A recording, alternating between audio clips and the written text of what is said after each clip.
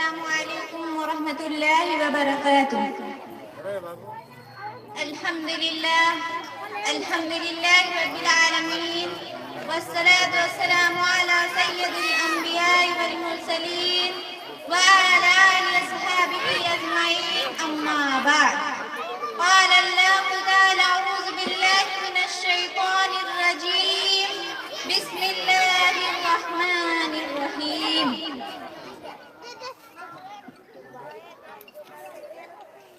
ام يحسدون الناس على ما آتاهم الله من فضله، وقال النبي صلى الله عليه وسلم إنهم لم يحسدون على شيء كما حسدون على الجمعة التي هدانا الله لها بذلونها، وعلى القبلة التي هدانا الله لها بذلونها، وعلى قولنا خلف الإمام آمين۔ محترم سامعین و سامعات، مشفق معلمین و معلمات اور میری مائیں و بہنیں، آج کی سالانہ انجمن میں میں جس موضوع پر لب کشائی کرنا چاہتی ہوں وہ ہے حسد اور اس کی تباہ کاریاں۔ میرے اسلامی بھائیوں و بہنوں، دل کی بیماریوں میں سے ایک خطرناک بیماری حسد ہے، اور جو شخص اس بیماری میں مبتلا ہوتا ہے اس کی زندگی انتہائی ناخوشگوار ہوتی ہے، جیسا کہ بعض علماء کا کہنا ہے۔ ثلاثة لا يحنه لصاحبها عيش، الحقد والحسد والسوء۔ تین چیزیں ایسی ہیں کہ جس میں پائی جائیں اس کی زندگی خوشگوار نہیں ہوتی: بغض، حسد اور بد اخلاقی۔ اور حسد ایسی بیماری ہے جو دیگر کئی بیماریوں کے بنا پر جنم لیتی ہے، یا دیگر کئی بیماریوں کو بھی جنم دیتی ہے۔ مثلا نفرت، بغض، دشمنی، حسرت، اللہ کی قضا و قدر پر ناراضگی۔ اللہ تعالی ہم سب کو تمام بیماریوں سے محفوظ رکھے۔ حسد کی تعریف بعض علماء نے یوں کی ہے: تمنی زوال النعمت عن صاحبها، صاحب نعمت سے نعمت کے چھین جانے کی تمنا کرنا۔ کرہ النعمت عند الغیر وتمنی زوالها، کسی کے ہاں نعمت کو ناپسند کرنا اور اس کے زوال کی تمنا کرنا۔ مثلا کوئی شخص کسی کے ہاتھ میں عمدہ اور خوبصورت گھڑی دیکھے اور وہ اسے ناپسند کرے اور وہ یہ تمنا کرے کہ کاش یہ اس کے پاس نہ ہو۔ یا ایک قاری دوسرے قاری سے اس کی عمدہ اور خوبصورت قرأت کے بنا پر اس سے حسد کرے اور وہ یہ تمنا کرے کہ کاش اس کی قرأت اچھی نہ ہو۔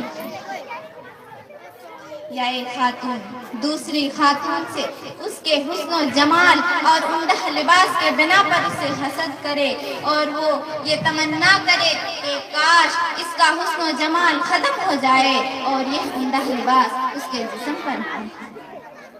تو یہ مثال ہے، اور ان جیسی دیگر بہت سی مثالیں حسد کے مفہوم کو واضح کرتی ہیں، اور ان سے معلوم ہوتا ہے کہ حسد در حقیقت کسی کے یہاں پائی جانے والی نعمت کو ناپسند کرنا اور اس سے اس کے چھین جانے کی تمنا کرنا ہے۔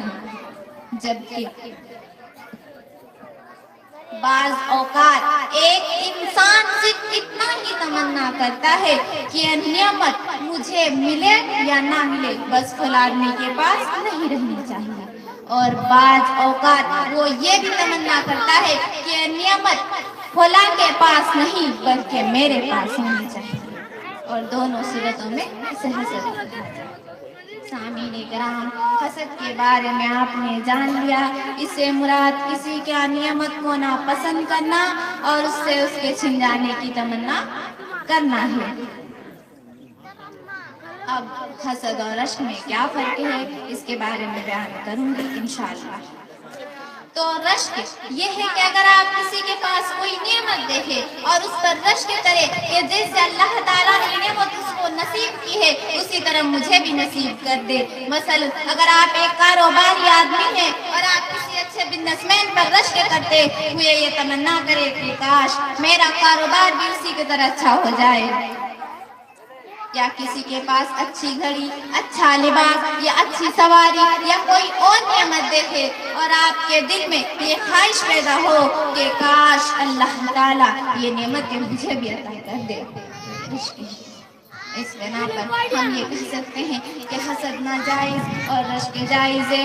اس کی دلیل حضرت عبداللہ بن عمر رضی اللہ عنہ کی وہ حدیث ہے جس میں وہ بیان کرتے ہیں کہ رسول اللہ صلی اللہ علیہ وسلم نے ارشاد فرمایا، لا حسد الا بسنتين رجل آتاه الله القرآن فهو يقوم به آناء الليل والنهار ورجل آتاه المال فهو ينفقه آناء الليل وآناء النهار۔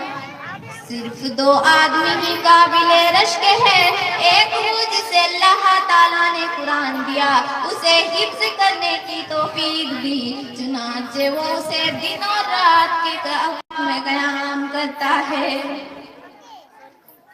اور دوسرا آدمی جسے اللہ تعالیٰ نے مال عطا کیا چنانچہ وہ اسے دن اور رات کے اوقات میں خرچ کرتا ہے۔ اس حدیث سے معلوم ہوا کہ اگر آپ کسی ایسے حافظ قرآن کو دیکھیں جو دن رات اسے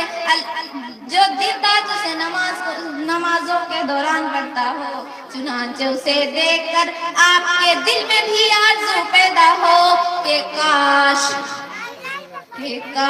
میں بھی اس حافظ قرآن کی طرح حافظ قرآن ہوتا تو میں بھی اس کی طرح دن اور رات کے مختلف اوقات کی نماز میں اس کی تلاوت کرتا۔ تو یہ جائز ہے۔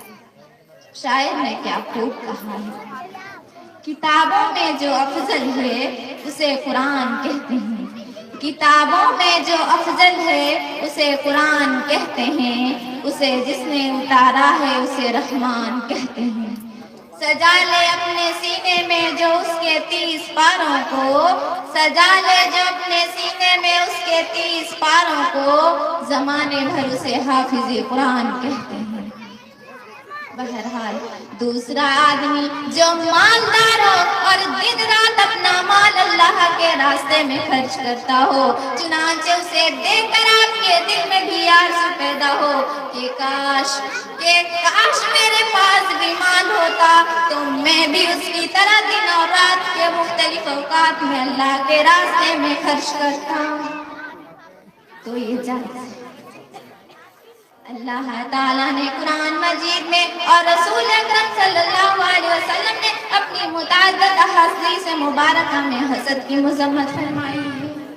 چنانچہ اللہ رب العزت کا فرمان ہے، ام یحسدون الناس علی ما آتاہم اللہ من فضل، کیا وہ دوسرے لوگوں پر اس لیے حسد کرتے ہیں کہ اللہ تعالیٰ نے انہیں اپنے فضل سے کچھ دے رکھا ہے۔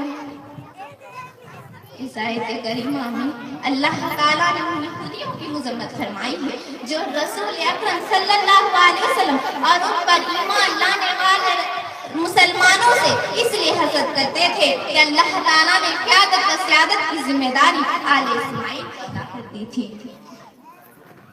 سامعین کرام، اسی طرح رسول اکرم صلی اللہ علیہ وسلم نے یہودی کے بارے میں ارشاد فرمایا،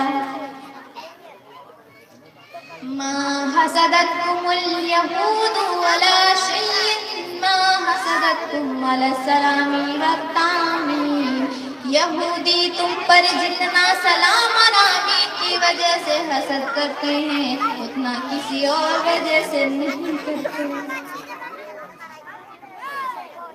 اور سیدہ عائشہ رضی اللہ عنہا بیان کرتی ہے کہ جب آپ صلی اللہ علیہ وسلم کے پاس یہودیوں کا تذکرہ کیا گیا تو آپ صلی اللہ علیہ وسلم نے ارشاد فرمایا، ان إنهم لم يحسدونا على شيء كما حسدونا على الجمعة التي هدانا الله لها وعلى القبلة التي هدانا الله لها وزلوا عنها وعلى قولنا خلف الإمام آمين. انہیں ہم سے کسی اور چیز پر اتنا حسد نہیں جتنا اس بات پر ہے کہ اللہ تعالیٰ نے جمعہ کے دن کی ہماری رہنمائی کر دی اور اللہ تعالیٰ نے اس قبلے کی طرف ہماری رہنمائی کر دی جس سے وہ بھٹک گئے تھے، اور اس بات پر کہ ہم امام کے پیچھے آمین کہتے ہیں۔ ان تمام نصوص سے ثابت ہوا کہ حسد کرنا یہود و نصارہ کا ہے، لہٰذا ہم تمام مسلمانوں پر لازم ہے کہ ہم اپنے دلوں کو اس سے پاک رکھیں اور ایک دوسرے سے حسد نہ کریں۔ یہی وجہ ہے کہ رسول اکرم صلی اللہ علیہ وسلم نے اپنی امت کو اس سے منع فرمایا ہے۔ چنانچہ نبی کریم صلی اللہ علیہ وسلم کا ارشاد گرامی ہے، لا تحاسدوا ولا تباغضوا ولا تجسسوا ولا تحسسوا ولا تناجشوا كونوا عباد اللہ اخوانا۔ تم ایک دوسرے سے حسد نہ کرو، نہ بغض رکھو، نہ جاسوسی کیا کرو، نہ چوری چھپے کسی کی گفتگو سنا کرو، اور خریداری کے ارادے کے بغیر محض کسی چیز کی قیمت بڑھانے کے لیے بولی نہ لگایا کرو کہ دوسرا آدمی دھوکہ کھا جائے۔ اور تم سب اللہ کے بندے اور بھائی بھائی بنتے ہیں۔ ایک حاسد انسان نفسیاتی مریض ہوتا ہے کیونکہ وہ یہ پسند کرتا ہے کہ اللہ کی نعمتیں ان کے بندوں کو نصیب ہوں، کیونکہ وہ خود ان نعمتوں کے حصول کے لیے کوئی جد و جہد اور محنت نہیں کرتا، بلکہ اس کا متح نظر صرف یہ ہوتا ہے کہ اللہ کی نعمتیں جن کو ملی ہوئی ہے ان سے وہ نعمتیں چھن جائیں اور وہ ان نعمتوں سے محروم ہیں۔ سامعین کرام، اسی طرح آپ صلی اللہ علیہ وسلم کا ارشاد ہے، لا یجتمعان فی قلب عبد الایمان والحسد۔ کسی بندے کے دل میں دو چیزیں جمع نہیں ہو سکتی، ایمان اور حسد۔ یعنی اگر بندے کے دل میں سچا ایمان ہوگا تو اس میں حسد نہیں ہوگا، اور اگر اس میں حسد ہوگا تو وہ ایمان سے بالکل خالی ہوگا۔ لہٰذا ہمیں اپنے دلوں کو ٹٹولنا چاہیے کہ کہیں ہمیں حسد تو نہیں پایا جاتا، اور اگر پایا جاتا ہے تو پھر ہمیں اپنے ایمان کی فکر ہے۔ اسی طرح آپ صلی اللہ علیہ وسلم نے ارشاد فرمایا، لا یزال الناس بخیر ما لم یتحاسدوا۔ لوگ برابر خیر و بھلائی کے ساتھ رہیں گے جب تک کہ ایک دوسرے سے حسد نہیں کریں۔